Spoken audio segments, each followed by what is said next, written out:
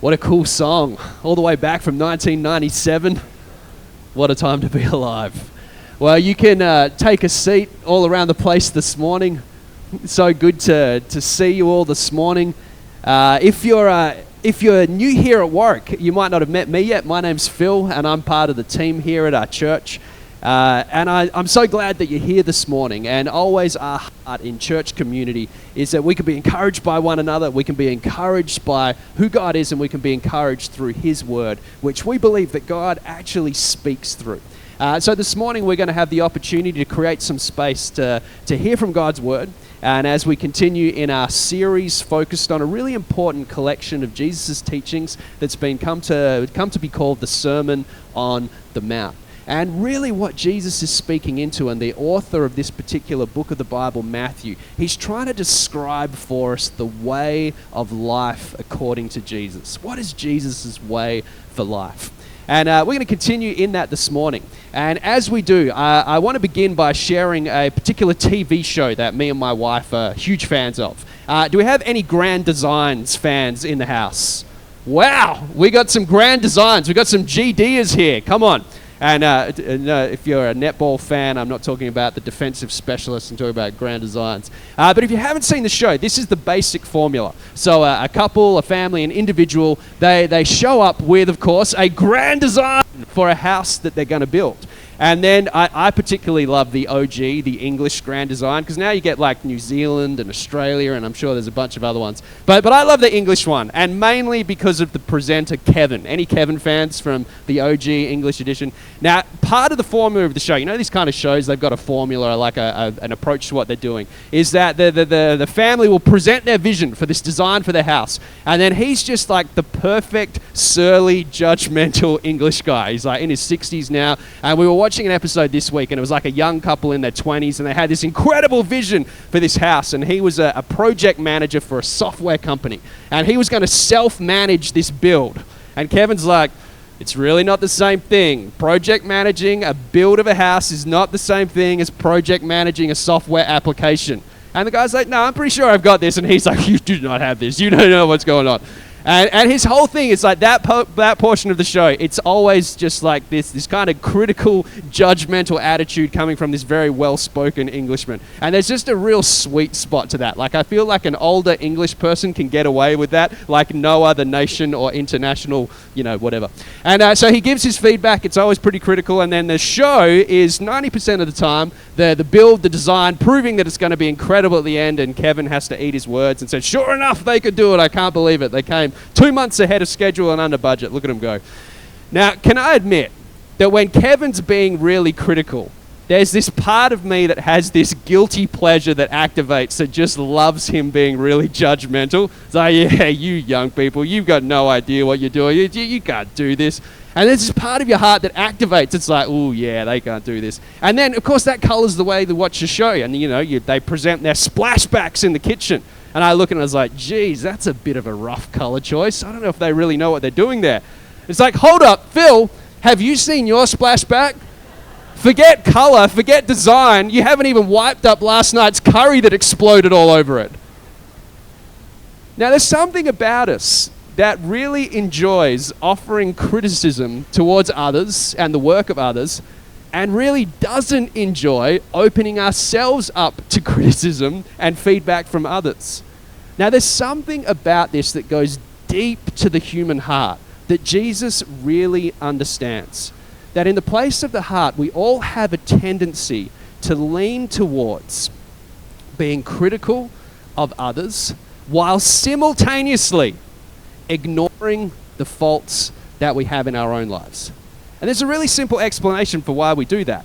Because if I look at my friend BT and I'm overly critical towards him and I think, oh yeah, BT, he doesn't know what he's doing. What that actually does within me is, by comparison, I can talk him down to make myself feel better about who I am. So I judge others so that I can feel better about how I'm going. Now, Jesus is really focused when he offers insight into what it means to have good relationships with one another. How to show up and be present in community. Because if we all show up with this attitude that's overly critical, that's drawn to judgment, It's going to create a whole lot of brokenness in the relationships that we have, those that are really close to us and those that are furthest away from us. So I think Jesus' teaching can be summarized with this one idea. Let's say in relationships, there's a million things that I could do wrong. If I take hold of this one idea from Jesus, I'm going to eliminate 900,000 of the possible things I could do wrong out of a million. And it's this simple idea: judge less and love more. So much of Jesus' teaching, so much of the Sermon on the Mount, so much of the way of Jesus is just anchored in this one super simple idea that most of our mums told us when we were little. Just judge less and love more. So I want to take you to a passage of scripture in Matthew chapter 7. If you brought a Bible along, you can open that up. And I want to read through some of the scripture where Jesus talks about this central attitude of the heart when it comes to having right relationships or good relationships with each other. And here's how Matthew phrases it: do not judge, or you too will be judged. For in the same way you judge others, you will be judged, and with the measure you use, it will be measured to you. So this is a fairly confronting piece of teaching from Jesus, where the basic implication is that if I have an attitude of judgment towards others, I am also opening myself up to be judged by others. And then Jesus uses this really cool picture. He says, the measure you use. Now, this made a lot of sense to the first century Jewish people that were hearing Jesus give this teaching. I want you to imagine in your mind an old scale, you know, like the scale, and it's got the I'm describing it really badly. It's got like two plates on each side, and one goes heavier, it goes up. Everyone got that? Yeah. Everyone do that for me. No one say 6, 7. Just open myself up right there. So Jesus is getting his listeners to imagine the scales. Now, what's significant about that? In the marketplace, most of the currency, most of the goods, it was actually measured by weighing it. And what people could do, if you were crooked, you could kind of adjust your scales so the weight would be in your favor. And so what Jesus is saying is, let's imagine the posture of your heart. If the posture of your heart is weighted towards judgment, that is too what you will receive. And I think there's a duality to what Jesus is saying here. Number one, if I choose to show up in the relationships in my life, in my community, with a heart weighted towards judgment, we kind of know that people probably aren't going to want to be around me. If the prevailing attitude of my heart and mind is to be judgmental and critical, that standard's going to be used against me, and people aren't going to want to be around me, right? No one wants to spend time with an overly judgmental, critical person that's weighted towards that. So I actually pay a price in my relationships. But then there's a second part to this. Whereas if we live with this heart weighted towards judgment, we actually live out of alignment with Jesus' vision for who he created us to be. So we're actually outside of God's dream for who I am when I operate with a heart weighted towards judgment. So I find myself in a position that's out of alignment with who God is actually inviting me to be. So he says, don't judge, or you too will be judged. Now, I want to introduce a word to help us to understand what Jesus really means here by judge and judgment. I think a really helpful word to take hold of alongside this is condemn, or condemnation. Because to condemn really gets at the heart of what Jesus is talking about when he uses the word judgment here. And to flesh out condemnation, I think it's always about three things. It's weighted towards, number one, punishment. So as I'm judging another person, is my heart weighted towards punishment? Is it weighted also with another word that's important, contempt? So like a frustration and anger, even building towards a hatred to another person. Is it weighted with a desire to punish, colored by contempt, and then sprinkled with some self-righteousness? Because I want to devalue that person to increase my own value, circling back to that idea. So I think this is kind of the prevailing attitude that Jesus is talking about, not to condemn others. So the first response to this, right, if Jesus like really directly here, he's like, Phil, everyone, don't judge or you too will be judged. You'll be judged by others. You'll be judged by me, however we come to understand that. So I'm like, I do not want that for my life. So no matter what, I am not going to say anything remotely judgmental to anyone ever. I'm never going to correct anyone. I'm never going to speak out when I see brokenness of any kind. I'm never going to, when my friend does something crazy, I'm not going to tell them, because I do not want to be in this position where I'm judging someone. Now that's one reaction we can have to this. Now Jesus offers a parable which helps us to navigate the challenge between not becoming a person of condemnation, but also not becoming a person that never speaks the truth. So let's have a look at this as the parable that Jesus leads us into next in verse 3. And some of you are going to remember this one. Why do you look at the speck of sawdust in your brother's eye and pay no attention to the plank in your own eye? And this is just classic Jesus, classic first century Jewish kind of teaching, using these big stroke pictures. Why do you look for the speck in someone else's eye when you've got this 2x4 coming out of your own eye? And it's almost meant to be a little bit hilarious and catchy. How can you say to your brother, let me take the speck out of your eye, when all the time there's a plank in your own eye? You hypocrite. And when Jesus uses this word hypocrite, remember, it's like a stage performer. He's saying you're someone that's pretending to be righteous, but really that's not where it's coming from.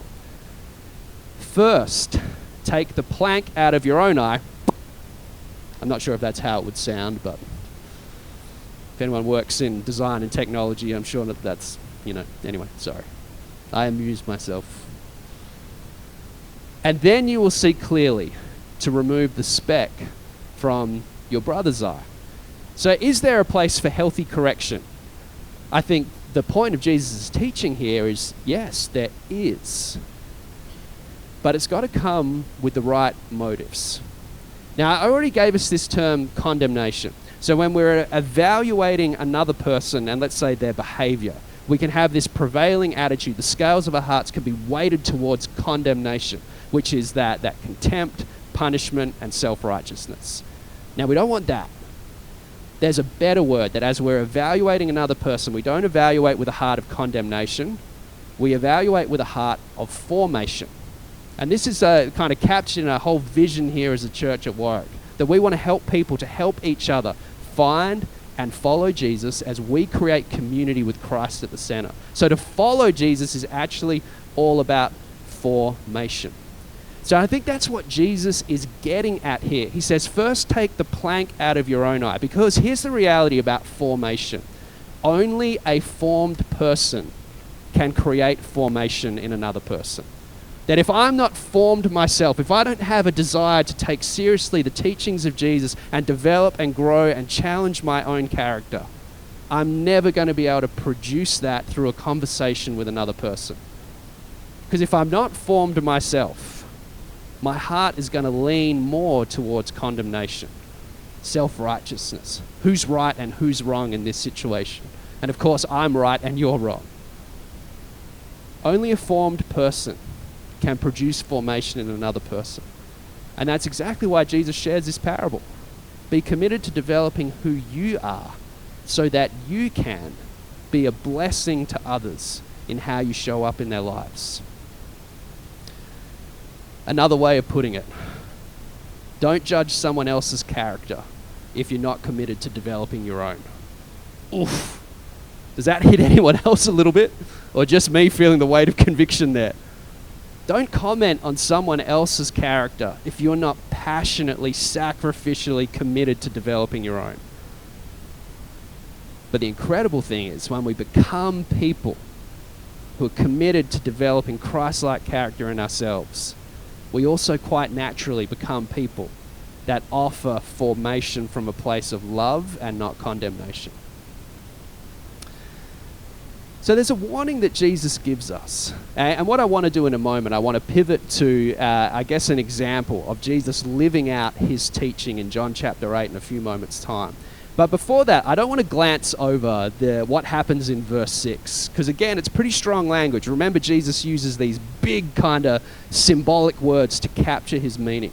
And he says this in verse 6, and it's worth, I was tempted to avoid this verse because there's some strong language. It's like, I'd just rather not comment on that. But I felt that was cowardly. We don't want to be cowards, do we, Brendan? No, we don't. So listen to this in verse 6. Do not give dogs what is sacred. And this comes straight off the back of this parable about the planks and the speck. Do not give dogs what is sacred. And here what Jesus is pointing to, and his original audience would have been aware of instantly, is that there were priests within their culture. They had a certain ceremonial holiness. And they ate a special kind of food that was ceremonially clean and consecrated and for the priests in their holy duties. And the picture is to give the food prepared to the priests to a dog that was ceremonially unclean was like, whoa, you can't do that. And so Jesus borrows from that culture to make his point here. He says, don't give to dogs what is sacred. And then he doubles down and says, don't give your pearls to pigs. And in their culture, pigs were like the most unclean of the unclean. He's saying, don't give your most valuable thing to pigs. If you do, they may trample them under their feet and turn and tear you to pieces. Now, it's something we have to be careful as we read this verse, because it can take us in a direction away from Jesus' entire point. And actually, we can read that and become a bit judgmental. It's like, oh no, they're terrible. I'm not going to, blah, blah, blah. But here's what Jesus is saying.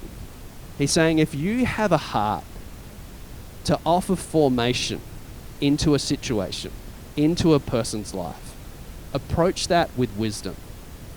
You just need to be careful, because there's a number of ways that conversation can go wrong. That can cause offense, and it can cause the person to come back at you with a heart of anger, frustration, all those kind of things. There's a really old leadership axiom, and it's really old words. This is from like 1997 probably. And the idea was simply this, and it's kind of old biblical Christian words, whatever, the concept's still good. And it's basically this: no relationship, no rebuke. And the word rebuke just basically means correction, to offer encouragement. If there's something broken in me, if Brendan catches me telling a lie to someone, then he comes up to me and says, Phil, I noticed you lied, Margaret. What was going on with that? And then I have the opportunity, like, what do I do with that? Where do I go with that? Literally, I've lost my train of thought. Let me return to my notes for a moment. So to know that because there's a relationship there, I can respond to that and hear that and be like, yeah, that's not who I want to be. But if there's no relationship, it's much harder for me to receive that challenge, and I might just clap back at him. So let's have some wisdom in the way we bring up these kind of conversations.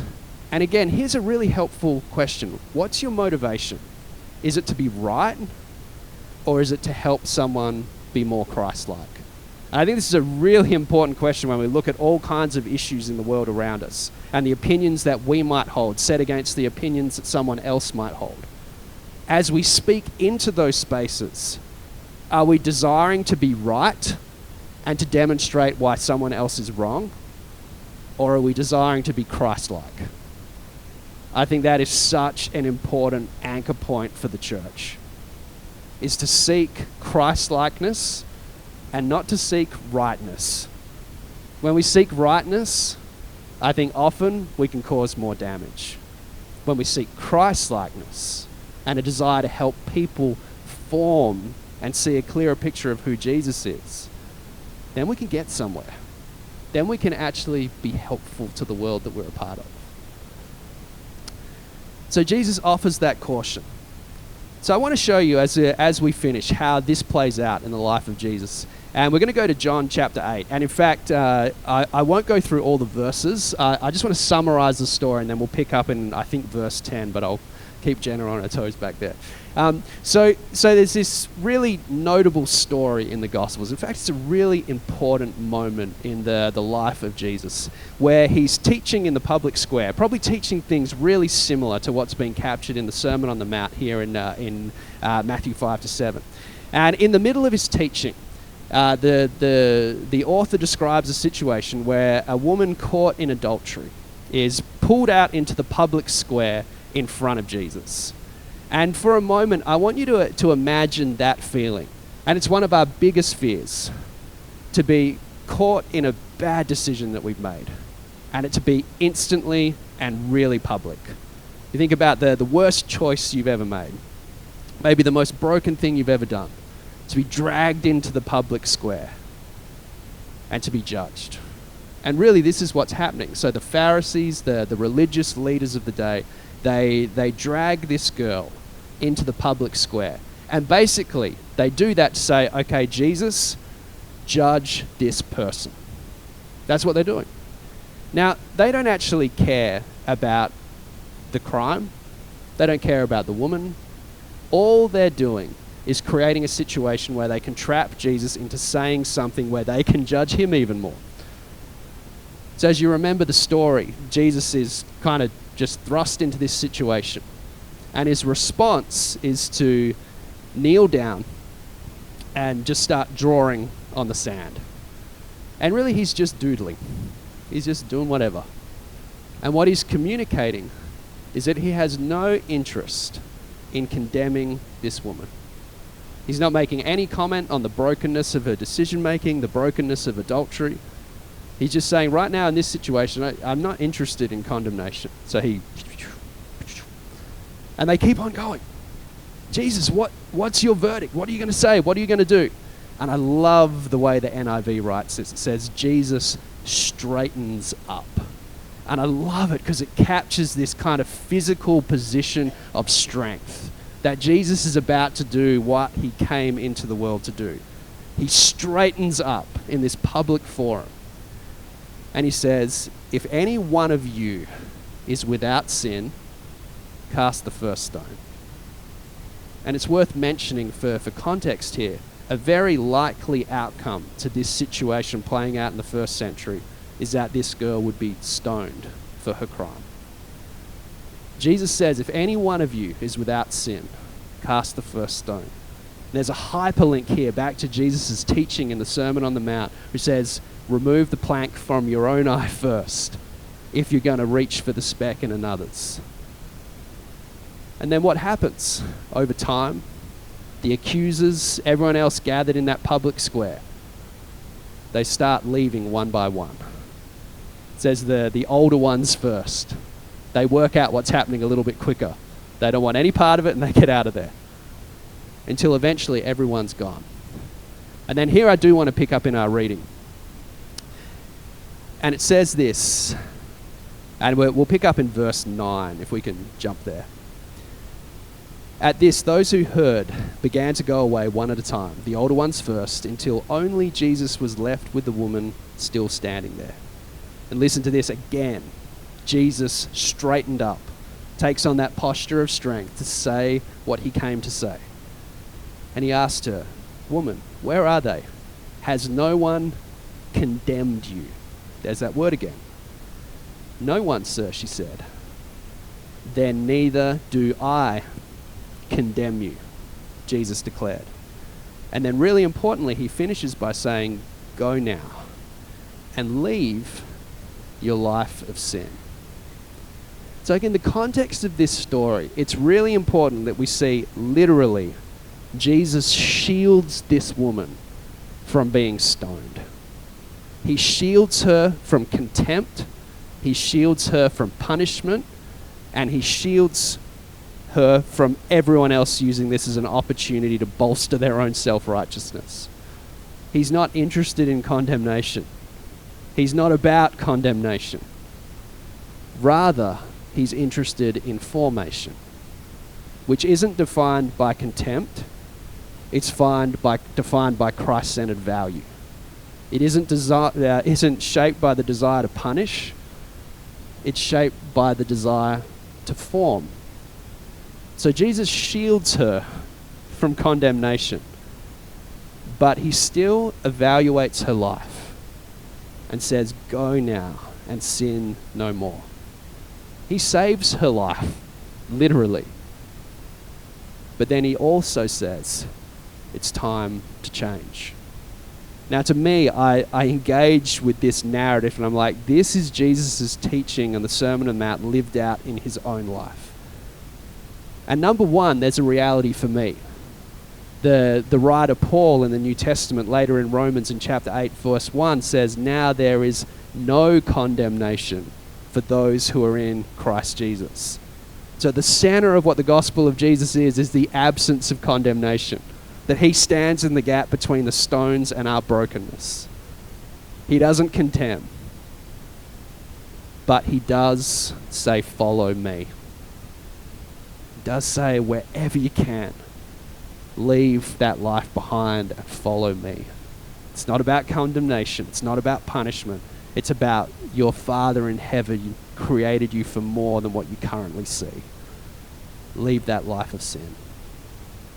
So number one, this is something for us to receive this morning. And in a few moments' time, we're going to share in communion as we continue to reflect on what Christ has done in us. But it's more than just something to receive. It's something to give as well. And an opportunity in our own hearts to say, how is my heart weighted when it comes to the scales of how I evaluate others? Is it weighted a little bit too much towards condemnation? Okay, I need to take away some of those weights. I need to take away some contempt. I need to take away some self-righteousness. I need to take away the desire to be right. And I need to rebalance the scales of my heart towards love so that I can be a formed person that has the capacity to bring blessing. As BT referenced earlier, John 10:10, fullness of life, wholeness of life. That is always the motivation always the motivation of speaking into someone's life. The desire to see them live in wholeness and fullness. If it's not motivated by that, sometimes we've just got to close our mouths.